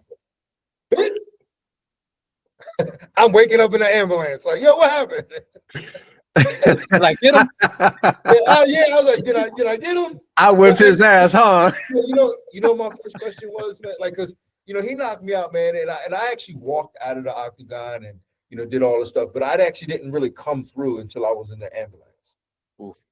And yeah, so I was a bit concussed. So when I woke up, man, I said, my very first question was, yo, what time do I fight? Oh, damn. Yeah, I was like, yo, what time? I was like, yo, what time do I go on? They was like, and it's over. I was like, no, what you mean it's over? And then that's when I realized I had lost, and I was like, no. Like you just dropped your ice cream. How do you bounce back from that? It took me a while, man. Honestly, it took me a while, and I don't know if it took me a while to bounce back from that in terms of like how I felt about myself. I was like, just being embarrassed and realizing that you're human. Like, 'cause prior to that, I think no one's gonna knock me out. But then because let's remember, you were talking about some of your first fights. You're like, I don't even care. I'm here to eat. I'm here to knock somebody out. Yeah, like for sure. And the one loss that I had, I mean, I had just, I didn't even get hurt. Like I got tired and was like, all right, I'm good. You know what I'm saying? Yeah. But so I'm sitting there thinking I'm invincible. And then when you realize you're human and you're not invincible, like it takes a little bit like, oh man. And I think it kind of pivoted my career in a way where I started lacking a little bit of confidence in fights. And it took me a while to actually get it back. So yeah, what kind of things were you doing to get you back right mentally? Because I don't think people understand how your mentality affects your physical output. Everything. It's everything. It is everything. In fact, I don't know. So that fight was in 2001. It was 2006. We were filming The Ultimate Fighter, and I remember being in the house, and Mikey Burnett in the house. He was in the house with us. Told me, he said, "Yeah, man, that fight ruined your confidence. Now you haven't been striking the same ever since." Wow. Yeah, he said you haven't been striking. And I ended up beating him in the house too, so I felt kind of bad about that. I said, "Strike this, mother." So like, so you're supposed to have like short-term memory when stuff happens like that, right? Like you're supposed to get over the hump. But did you go back and have to analyze what went wrong in that fight? Like, how does that balance? How you balance that out? I knew exactly what went wrong because it was something I had prepared for. Like I my whole in preparation, like in training, like I was trying to fake one punch and hit him with the other punch, and and I overshot it, and he kneed me in the face when I overshot it. So I knew exactly what it was, but for me, it wasn't. I didn't. So, and this is what I learned later. Like you said, short memory. Short memory. You got to have like when you take an L, it's short memory. You got to be able to put it down and move forward. So for me, it wasn't that isolated incident. Like I should have took it as that isolated incident didn't work. I'm still the man. Like that's how I should have looked at it. But I looked at it as more like, man, do I suck now? I can't believe I got knocked down. Da, da, da, da, da. And then it took me a while to be able to recover from that. So now, but I'm glad that happened because now I know better, right? Sometimes you learn the lesson the hard way. It's just better that way sometimes. So now I know better. When you're catching wins, you start getting a little lazy and a little cocky. Yeah, you think that because the old saying, and I don't like this saying, if it ain't broke, don't fix it. Yeah. Because just because it might be broke, you just don't know it yet. You know what I'm saying? So like you should always be double checking your stuff. Right. You know so somebody's going to find a way to break it. Right. Exactly. You should be on top. You need to be on top all the time. You should always be making sure that you got your checks and balances all the time, because if it ain't broke, don't fix it. It might be broke. You just don't know it yet. If it ain't broke, don't fix it. Works for a wagon and a refrigerator. It don't work for you getting your ass whooped. Yeah. Ass whoopings come in different sizes and flavors. Yep. Because you never know, man. You just never know. So so it took me a while to bounce back from that, but once I did, and I'm not sure that I ever fully recovered, even in my fighting career, but like now that it's over, just the way I approach life, I always go back to that and just, man, short memory, man. Like and you could coach that now. Like you could coach how that was and help your fighters get through that. That is why I think I learned those lessons in life, because it made me a much better coach and mentor to a lot of younger fighters. That's what's up, man. That's crazy. Up, man. Yeah. Really, I helped out for a lot of the people I work with. When I lived in LA, I lived pretty close to a golf course. So I was able to hang out with some professional golfers and stuff. And I got to talking to them. This is back when I was programming computers and stuff. And they wanted to create an app that helped them catalog their thoughts. There's more specifically their swing thoughts. Because if you want to be terrible at golf, the good thing is you go with your brain full of a bunch of other stuff. For golf, you have to go in there and you have to have a clear mind, and all that to say, these professional golfers, that's the number one thing that they were dealing with, was the mental strength it takes to be repetitious. And this is your swing, this is the feel of it, da da da da da da da da da. So I can only imagine being a fighter where your life is on the line, literally on the line. You know, you're going into this ring, and the benefit was you got knocked out and you woke up refreshed as all get out. Because that's one of the things, when someone knocks you out and you wake up, you are refreshed. You are feeling good. I felt good, but I was like, yo. Got baptized. I was refreshed, man. I didn't realize it felt this good. I was like, yo, I could have been getting knocked out a long time ago.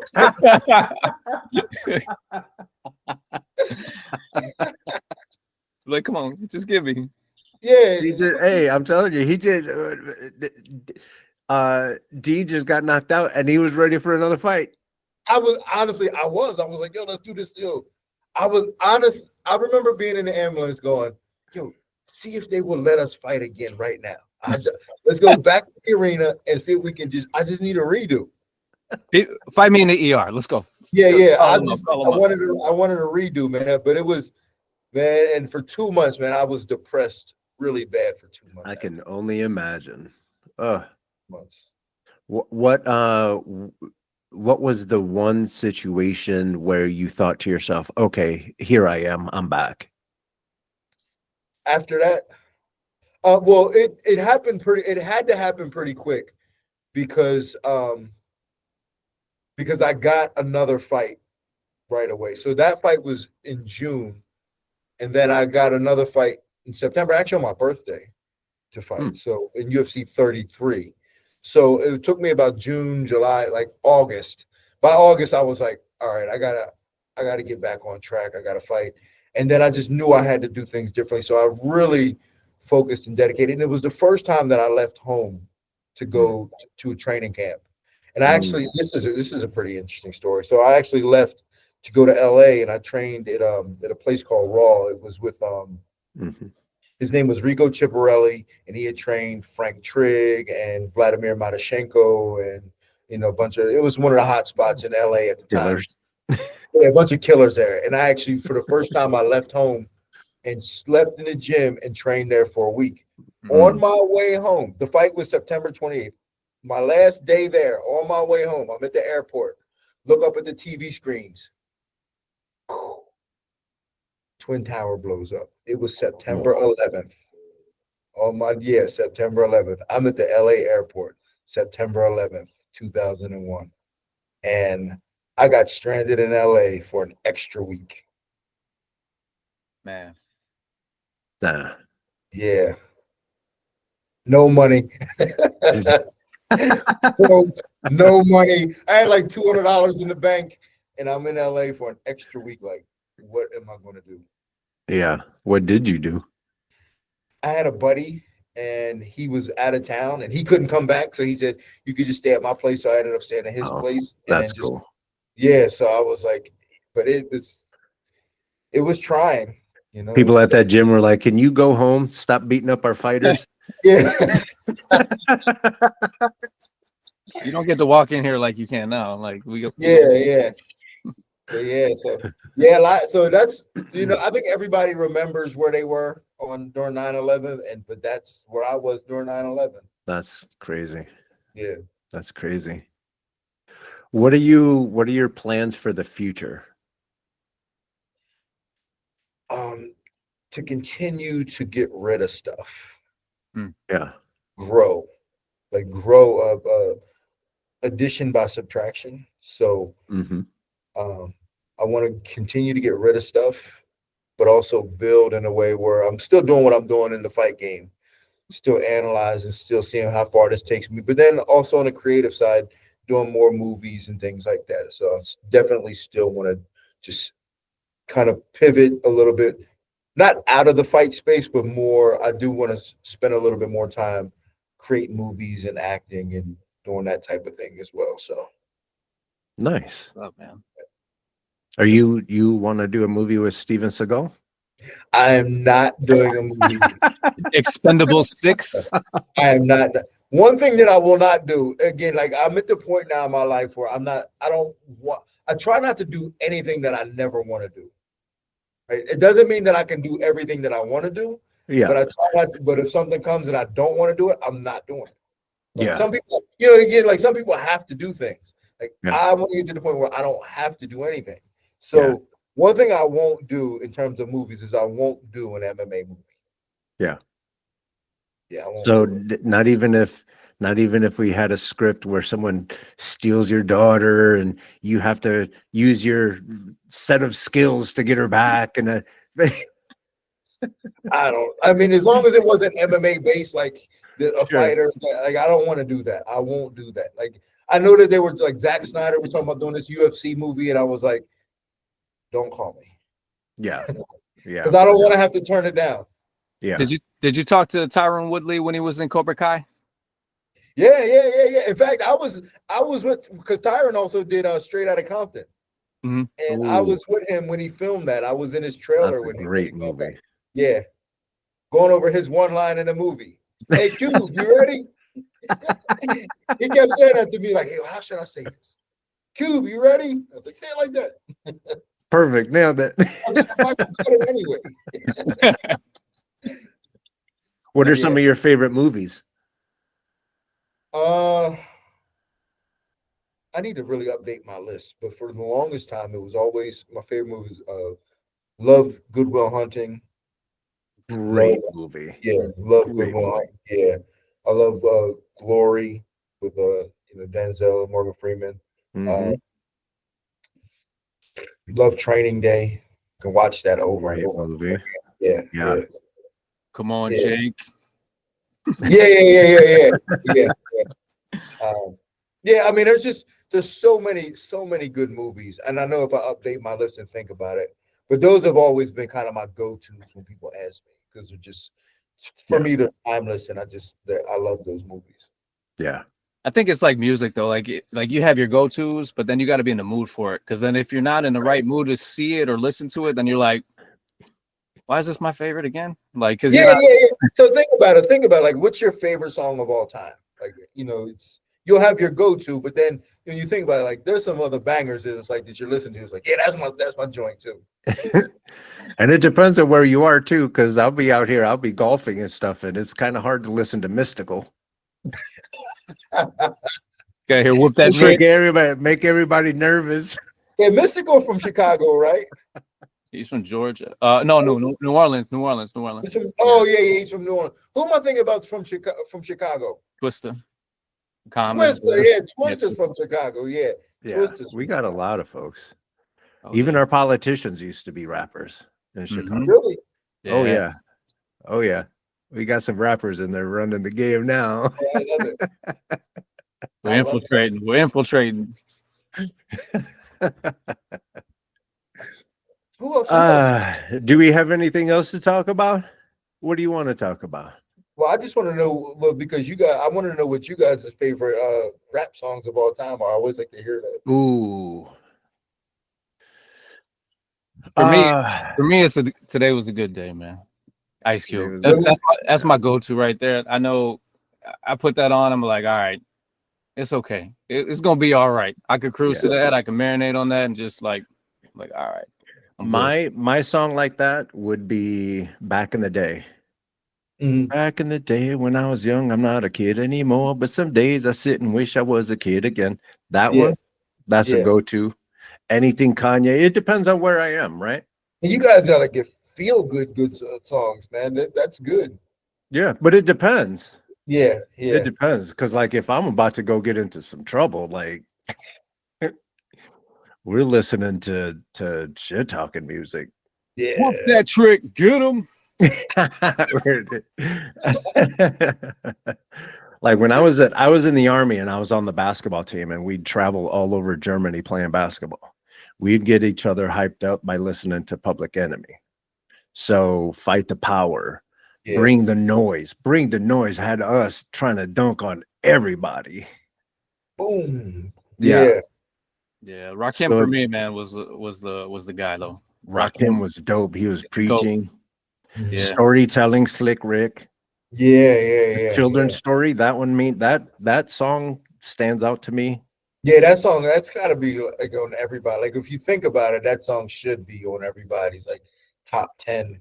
Yeah. Children's story for sure. And I saw this week, I just saw a meme on Instagram or whatever. It was a post on Instagram that said, me telling my kids the music that I used to listen to when I was a kid. And it was Pop That Coochie. So that song means a little bit to me because I remember being outside high school listening to it on my little Walkman and stuff like that, and I'd be like, oh, I want to go get a rap album. My mom was like, hell to the no. That's it. Was Pop That Coochie with that old school Luke. Yeah. Uncle Luke. 2 Live Crew. Yeah, that's that old Miami. So that was popular when I first moved to Florida, man. And it took me a while to get used to that. See, that's another thing too, is that music used to be so demographical. There was very distinct sounds depending on where you came from. And living where I lived in Delaware, we were more into like the Philly rap and mostly Philly rap. Oh, gotcha. Yeah, in New York. And then when I moved to Florida, it was like, who is Poison Clan? Yeah. What is and back in the 90s, it was like the Philadelphia sound was like that New Jack Swing type of stuff, right? Yeah. Well, I mean, they had a group called Tough Crew back in the day. I don't know if you guys remember them, but they was a group called Tough Crew. And like that was like really popular back. Yeah.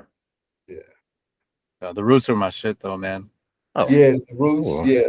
Beanie Siegel, all you know, like man, I would listen to the Roots since Organics, like the originals, man. Yeah, that was my thing. The Roots, Beanie Siegel, Freeway. Mm-hmm. So they had that was what I kind of came up on back in the day. And if you want some new kids that sound old school, like 90s kind of hip hop, check out Coast Contra. Oh, I love Coast Contra. Yeah. Them boys go in. Yes, sir. They go in. And I the little listen Puerto Rican kid that they have on there too, when he's like coming Yeah. at you and then he drops in some Spanish. Yeah. Oh boy. I listen to them and go, man, they're so articulate. Mm-hmm. They're so good in terms of like not like breath control and just the way they flow. And I'm like, yo, these kids are good. That chemistry, you know what I'm saying? You have four heads in there, like, and it's seamless. The transitions are seamless. The ad-libs, man, and not for anything, but it is not mumble rap. No, that's what I'm saying. Mumble stuff. They're so articulate and so precise with their words, man. I love listening to them. They're really good. Yeah, it's that hip hop is actually coming back again. You know, like you've lyrics matter again. You know, it feels like, and we're trying to push that through. Like I'm trying to tell my kids, my son, and it's cool, man, because I was listening. I heard him out of his headphones, and I'm like, "What are you listening to?" He's like, "Wu-Tang." I'm like, "Oh, okay." So, okay, my man, I'm listening. He's like, "You listen to my stuff?" He's like, "No, you're my dad." And I'm like, "Oh, come on, man, I got bars too, man. I'm the coolest dad any of your friends know, man. I'm dropping bangers." He's like, "Dad, you're corny." Hey, on the real though, man, make sure when we end this, y'all gotta send me the video. I want to peep that. Right, 100%. Oh yeah. You gotta do a reaction video to it. I'll send. We got plenty of links. We got short film links. I'm an award-winning screenwriter, just so you know. Okay. Flexing. Okay. Hell yeah. Yeah. Well, I'll send you a couple of the shorts I did as well. Hell yeah. I'd love that. We punch people in the faces in many different ways. Yeah. Well, we definitely got to connect on some projects in the future for sure, man. That's why I love what you guys are doing and the energy you guys bring. So hopefully we can connect in the future on some projects, man, and make some things work. Yeah, man. Yeah, that's what we do. Hey, Dean, I got a question, man. I got I do when my pastor, we do a non-for-profit, right? It's called Father-Child Connection, right? And we have this radio show. It's called Dad Up, and it's out of Palm City, but it goes nationwide, and we do events and stuff for fathers and father figures with their kids and stuff like that. And I would love to do like a almost like a jiu-jitsu training with fathers and their kids. You know what I'm saying? Something like that. Give back to the community. Dads are gonna be like, "I told you to clean your room." Yeah. No, I got whatever you need me to do. Like that's how my son learned some combat. Me and him. Yeah. That's he's never taken a class. He just learned it from me. So yeah, I got some experience with that. Let me talk to a couple dads. Let me talk to a couple dads because I've been noticing. You know how like everyone's trying to raise their kids and their kids are like bubble wrapped.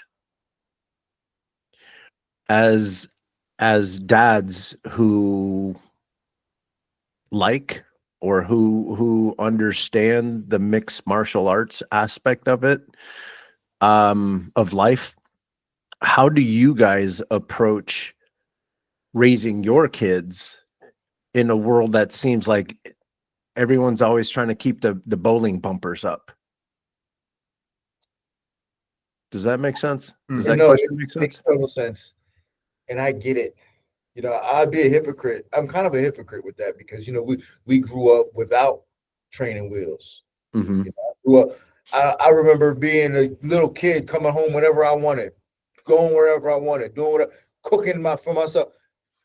And so I'm kind of a hypocrite because my son didn't grow up that way.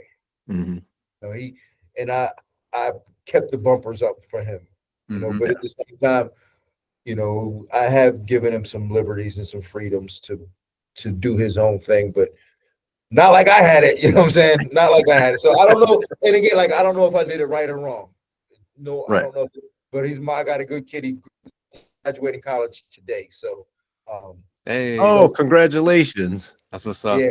yeah, so um, but from that aspect, I've kind of in a way babied him in a way Yeah. in terms of, and I don't know. I just don't necessarily know if the way I was raised was the right way or not. But I just know that he's a good kid now, and it worked out for me.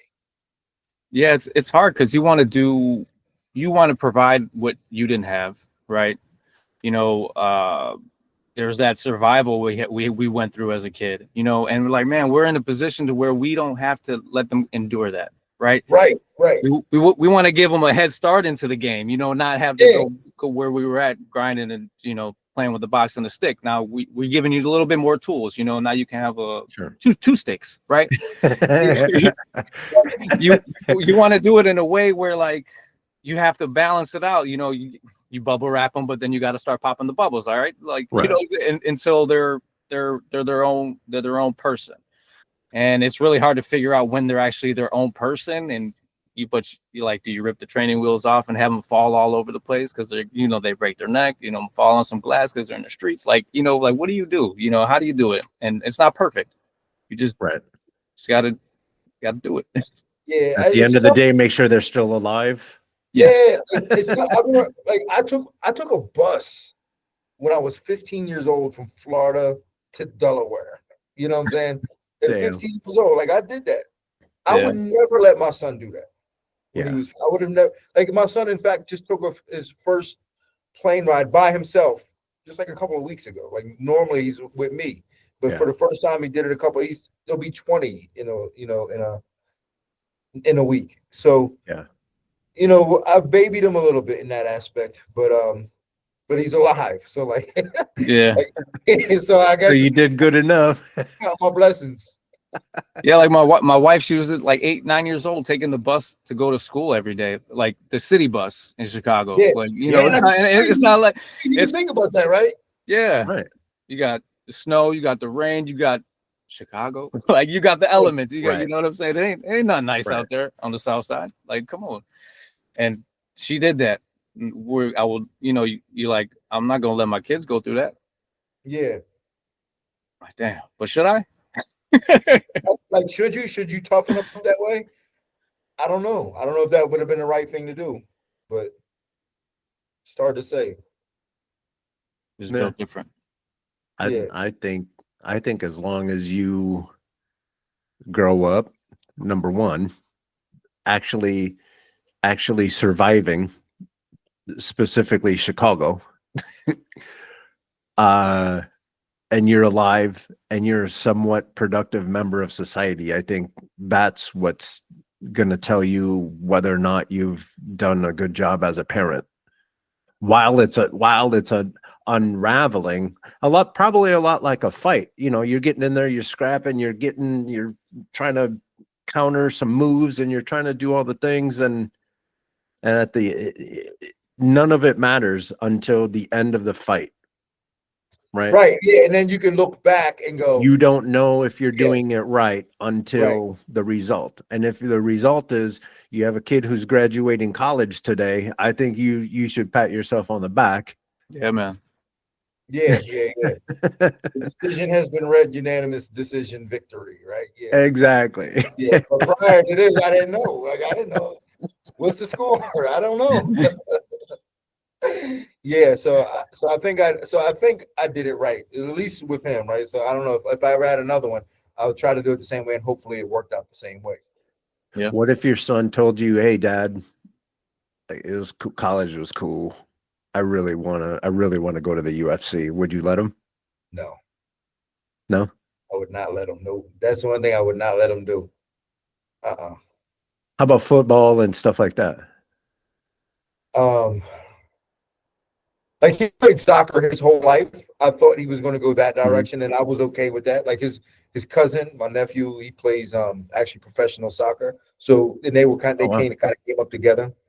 But so I thought he would go that route. But he wants to work. He wants to make money. Like he got a degree in finance. So like he wants to, Attaboy. yeah. So he wants to Attaboy. make money. So that's the direction he's going. I'm not letting him get punched in the face for money. Let him hang out with Dana and all those guys. Like, go get that money, kid. Yeah. I might see if I can get him a job here somewhere, get his foot in the door here somewhere. There we go. Accounting department or something. Hell yeah. Yeah. That's what's up, man. Salute to you, brother. Yeah. Hell yeah.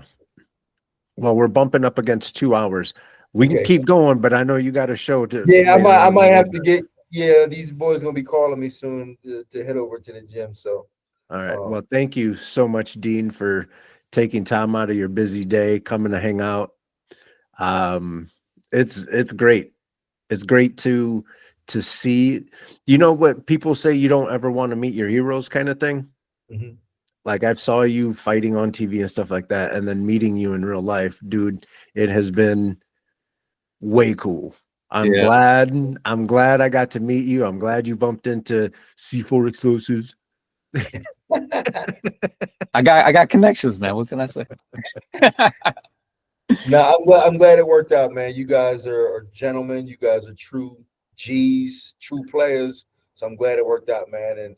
And anytime we can do this, or I want to collab with y'all on something in the future. Yeah. So that's kind of important to me too. I like to be able to collab with people and to bring new things onto Earth. Hell yeah, I'm down. Whatever you need, we got you. Yeah, man. My ADHD powers are primed and ready. Yeah. We're neighbors, Dean. So if I meet you in the neighborhood, man. Yeah, no doubt. Well, fellas, man, I appreciate you guys, and we'll catch up soon. 100%. Go get them tonight, kid. All right, y'all. Peace. All right, man. Peace.